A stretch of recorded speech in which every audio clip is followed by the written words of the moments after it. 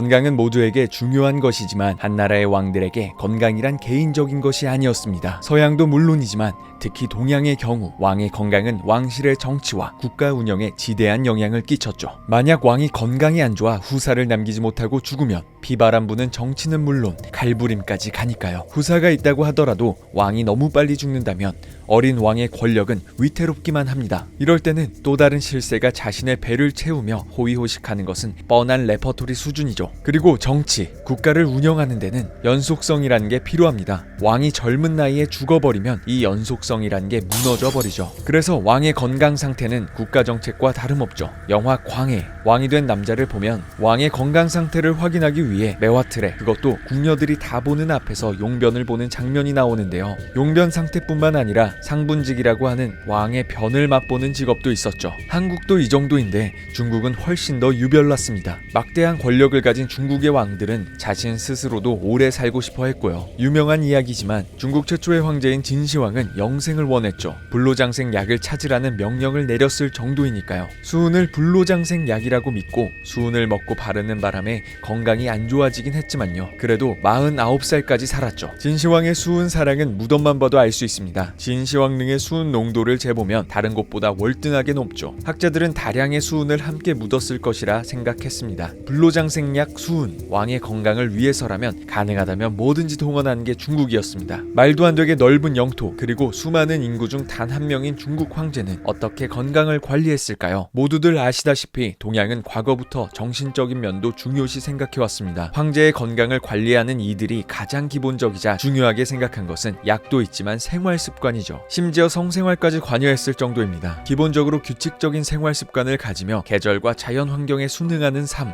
동시에 모든 것이 균형을 이루면서 어느 하나 과하지 않아야 장수를 할 수 있다고 말합니다. 그런데 아무리 왕의 의사들이 이렇게 말해도 지키고 안 지키고는 왕의 마음이었습니다. 물론 지켰던 왕들도 있죠. 그중 한 명이 걸륭제입니다. 걸륭제는 청의 6대 황제로 18세기 초반에 태어나 87세까지 장수했죠. 지금이야 100세 시대라고 하니 80대인 분들이 많지만 당시는 60살만 되어도 오래 살았다고 말하던 시대였습니다. 수많은 일들과 암투, 스트레스를 겪으면서도 87세까지 살았다는 것은 무언가 비결이 있다는 것이죠. 걸륭제는 하루 2끼를 고집했고 절제된 생활과 식습관을 가지고 있었습니다. 식단은 콩과 고기, 채소가 어우러져 있었죠. 걸륭제가 주로 먹었던 음식은 주식 47종, 부식 47종, 더운 요리 59종, 탕류 7종입니다. 오리와 제비집을 즐겼고 열탕면과 죽을 함께 먹었죠. 종류가 많기는 하지만 모두 밸런스를 고려한 식단이었습니다. 특히 콩과 산나물은 거르지 않았죠. 평소에도 절제된 행동과 언행을 했습니다. 특히 사물을 지켰다고 하는데 먹을 때 말하지 않고 누워서 말하지 않으며 마실 때 취하지 않고 잠자리에 열중하지 않는 것입니다. 행동은 그렇다 치고 언행? 이건 일종의 정신적인, 그러니까 스트레스를 덜 받기 위한 것이었죠. 평소 마음 상태를 평온하게 하기 위함이었습니다. 운동도 쉬지 않았죠. 말을 타고 활을 쏘며 80이 넘어서도 사냥을 나갈 정도로 몸을 움직이는 것을 좋아했습니다. 단순히 생활 습관만 좋았던 것은 아니죠. 걸륭제는 보약을 달고 살았습니다. 걸륭제가 가장 즐겨 먹었던 보약이 귀령집이었죠. 녹용과 해마, 잠자리, 인삼, 구기자, 숙지황 등 각종 보양제를 넣은 것이죠. 약죽도 즐겨 먹었는데 특히 일어나자마자 연화탕이라는 것을 먹었는데 이건 걸륭제 이후의 황제들에게 전통처럼 이어졌습니다. 연화탕은 바다 제비집, 수프 제비집이죠. 다만 황제가 먹었던 건 그냥 제비집은 아니고 다양한 한약재가 들어간 영양식이었습니다. 떡도 많이 먹었는데 떡도 8가지 한약재로 만든 팔진고라는 떡이었죠. 걸륭제는 자신의 몸에 맞도록 약재를 변경해 걸륭 팔진고를 만들어 먹었습니다. 결론적으로 걸륭제는 생활습관, 식습관, 그리고 알맞는 약재를 통해 건강을 유지한 것이죠. 과거에는 동양 철학에 근거한 삶이었지만 현대의학 기준으로 봤을 때도 바람직한 습관입니다. 우연이라기보다는 오랜 시간 어떤 사람이 장수하고 어떤 사람이 건강한 삶을 살았는지 보면서 나온 지혜이죠. 지금은 과학적으로 의학적으로 발전이 되어서 설명이 가능하게 된 것이고요. 걸륭제가 장수라면 가장 오랜 기간인 62년 동안 중국을 통치한 황제도 있습니다. 바로 강희제이죠. 강희제는 중국 내에서도 외국에서도 가장 뛰어난 황제 중 한 명으로 꼽힙니다. 천고일제, 일명 천년에 한 번 나오는 황제라고도 불리죠. 강희제는 68세까지 살았습니다. 강희제가 직접 남긴 글을 보면 사람들은 고금의 황제들이 단명한다고 함부로 비평하지만 그들은 얼마나 제왕이 고생스러운지 모른다. 수만 가지의 일은 번거롭기와 피곤함이 끝을 알 수 없다. 죽어서야 끝이 난다. 나는 청년이 되어서 여색을 탐하는 일을 경계하고 매사에 지나침을 피하고 자족을 구했다. 사냥 장터에서 꾸준히 심신을 경건하게 하고 넓은 마음과 도량을 갖도록 노력했다. 걸륭제와 크게 차이가 없죠. 실제로 강희제도 두 끼의 식사를 했습니다. 차이점은 생사의 장단, 오래 살고 오래 못 사는 것에 크게 의의를 두지 않았다는 것이죠. 실제로 고대 중국의 문서들을 보면 수명의 연장보다는 주어진 명을 어떻게 다 살 수 있을까가 많습니다. 이외에도 오래 산 왕들은 꽤 많습니다. 69세까지 살다간 세종 무황제, 85세까지 살았던 고조 무황제. 많기는 하지만 모두의 장수 비결은 비슷합니다. 절제된 식습관과 생활, 그리고 몸에 알맞은 약재 사용하는 것이었죠. 약재를 사용한다는 것은 무작정 좋은 것만 먹는다기보다는 타고난 몸에서 신장이 안 좋다면 신장에 맞는, 위가 안 좋다면 위에 맞는 약을 쓰는 것이죠. 또한 평안한 마음을 가지고 같은 일이라도 스트레스를 덜 받는 자세를 가지고 있습니다. 건강에 관심이 많은 분은 많지만 실천하는 분은 드물죠. 그리고 외적으로 신경을 많이 쓰는데 장수한 왕들을 보면 심적으로 신경을 많이 썼다는 것을 알 수 있습니다. 약재 같은 것도 좋다는 것을 무작정 쓰기보다는 자신의 몸에 맞도록 사용했죠. 여러분도 일주일 중 하루,